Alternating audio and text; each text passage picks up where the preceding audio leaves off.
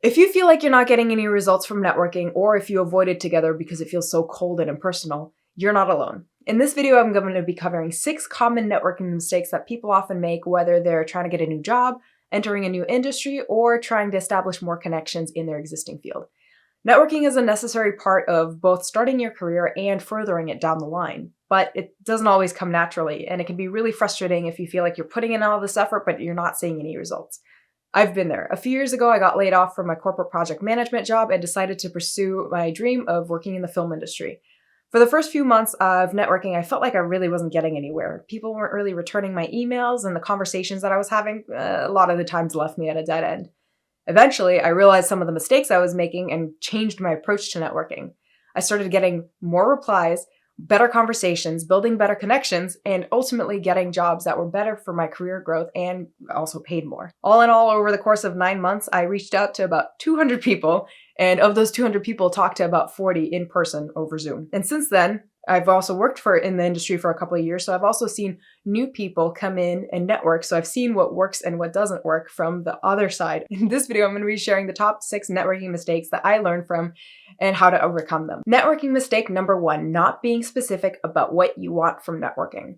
A lot of young people who are just entering the workforce are prone to this mistake. They talk to anybody and everybody who will give them the light of day. They ask questions that are too broad, and they end up getting a life story without any sort of specific insights to what they're trying to accomplish. They don't get anywhere in the conversation, and they end up walking away without any actionable takeaways or advice that's just too generic.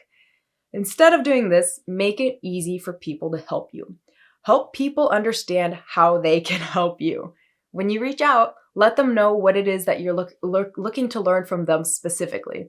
Make it clear what your goal is, where you are in the process of getting to your goal, what you've already learned, and what you're looking to gain from the conversation with them. If your goal is to learn more about an industry, for example, what specifically are you trying to learn about the industry? Are you trying to figure out the typical timeline for promotions?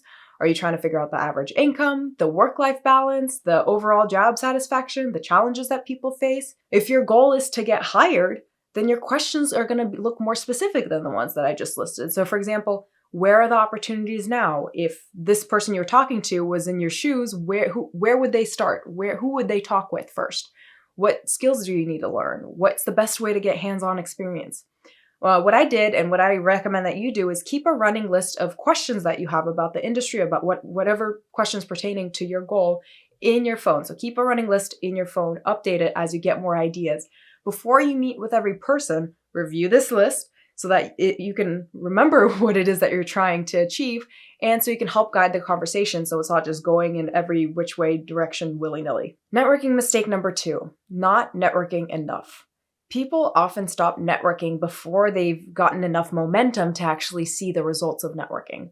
They get discouraged and stop trying because they haven't gotten any results. They haven't gotten very many responses, or maybe their conversations aren't as fruitful as they'd hoped.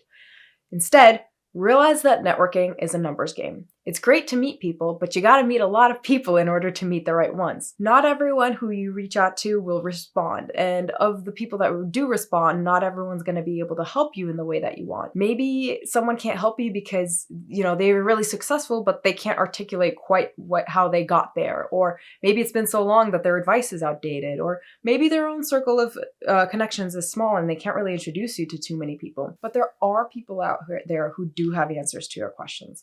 There are people out there who can make important introductions, and there are people out there who will become incredible mentors and friends. So set aside time each week to reach out to at least 5 new people. Put it in your calendar as a recurring event, set a reminder, whatever you need to do. Reach out to at least 5 people a week. Why 5 people? Well, that puts you at about 20 people a month. Of the people that you reach out to, some of them are not going to respond for whatever reason. Maybe they're busy, maybe they're just not interested. Who cares?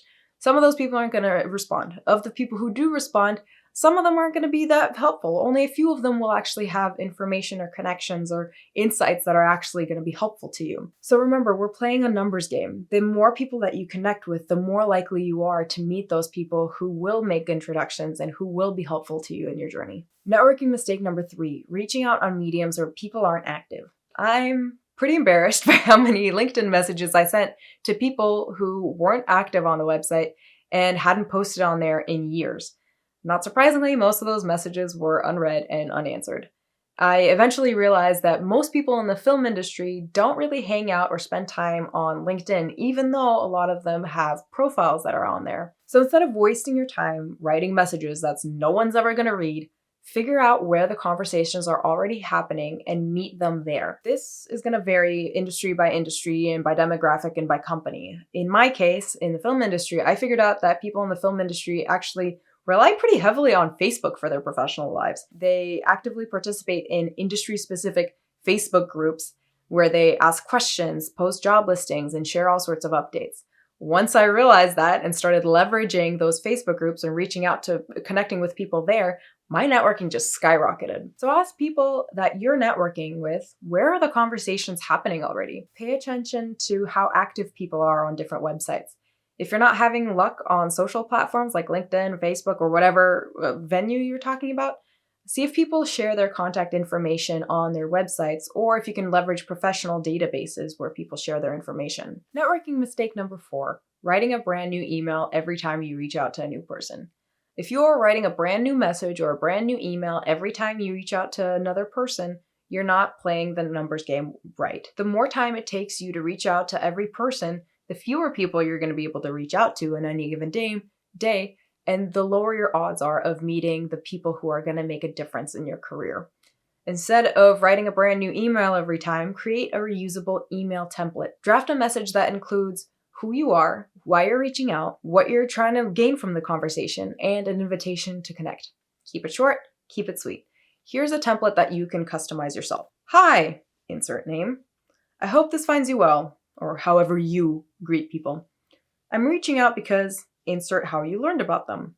And I'm looking to meet more people in insert the industry or company of interest. My experience with the industry is insert a short sentence about your goal and where you are currently in the process. I'd love to connect with you and learn more about specific thing that you want to learn from them. Would you be open to a Zoom meeting, phone call, getting coffee, whatever it is, sometime next week? Add a few personalized touches before you send it so it doesn't look like you're sending a mass generic email, but don't spend more than 10 minutes researching this person before you reach out to them. Networking mistake number 5, getting discouraged when people don't respond. It's so easy to get discouraged and frustrated and angry when people don't respond after you've taken the time and energy to reach out to them. It can make you want to give up on networking, or worse, it can make you come off as jaded or bitter or really insecure with the people that you do end up talking with. Look, people are busy, and taking it personally isn't going to help you get any closer to your goals. So instead of getting discouraged, first of all, make sure that you're sending a follow-up email about a week or so after you've sent the initial email if you don't get a response. It's very possible that someone saw your email, was interested in responding, and got distracted and didn't get a chance to respond, or maybe they didn't even see your email at all because their inbox is slammed. A follow-up email can be as simple as this. Hi, insert name. Just following up in case my message got buried. I'd love to connect and remind them of the specific thing that you want to learn from them. Would you be open to a Zoom meeting, phone call, getting coffee sometime? It's not a guarantee that someone's going to respond, but it's at least worth a shot. And if they don't respond, just remember, no one owes you anything. This is some tough love that I had to give myself that I'll share with you as well. And I actually had this written on a sticky note and taped to my mirror so I would see it every day. People don't owe you shit. Don't start getting entitled to people's time or their knowledge just because you put in the effort to get to know them. The time and help that people give you is a gift. It's not a guarantee. And besides, your goal isn't to meet every single person that you reach out to. It's not to talk with everybody. It's to cast your net wide enough to increase the odds of meeting the right people. Networking mistake number 6, coming off as too eager or inauthentic. Sometimes we get so caught up in making a good impression that we come off as too eager or inauthentic.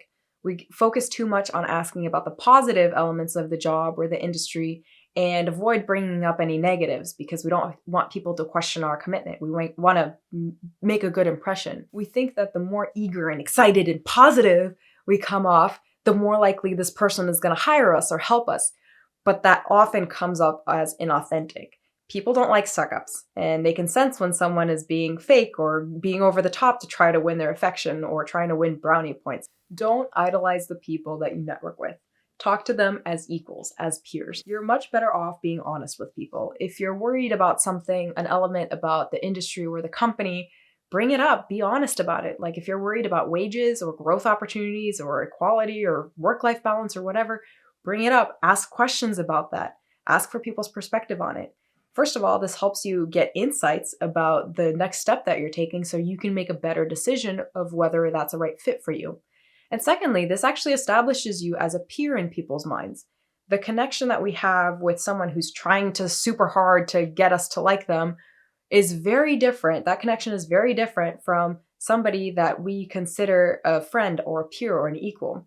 People are much more likely to help somebody they consider a friend than that kid who's trying too hard to be liked. Being honest about your concerns, about the things that you're worried about, gives people an opportunity to feel better about the conversation because they feel like they've actually helped you.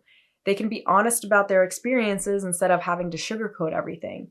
And they feel better about the conversation when they walk away because they know they've actually helped you understand something better instead of just wasting their time pandering to somebody's fantasy. Networking is tricky. It can be easy to lose sight of why we're doing it or get discouraged when it's not working out as well as we want it.